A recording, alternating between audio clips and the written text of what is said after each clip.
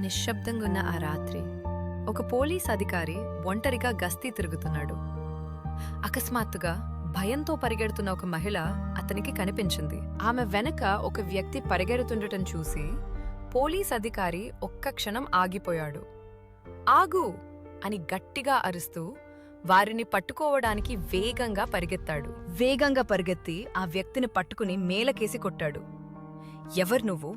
ఆమెని ఎందుకు వెంబడిస్తున్నావు? అంటూ కోపంతో ఊగిపోయాడు. అంతలో ఆ మహిళ వెనక్కి తిరిగి, వద్దు, దయచేసి ఆపండి అని అరిచింది. పోలీస్ అధికారి అయోమయంలో ఉండిపోయాడు. ఆమె నెమ్మదిగా, అతను నా భర్త అని చెప్పింది.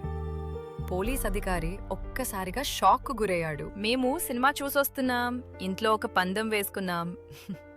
ఇంటికి రెండోసారిగా వెళ్లిన వారు గిన్నెలు కడగాలని మా ఒప్పందం అని చెప్పింది. అక్కడ నిశ్శబ్దం ఆవరించింది. పోలీస్ అధికారి ఆ భర్త వైపు చూశాడు. అతను అలసిపోయి ఆశగా చూస్తున్నాడు.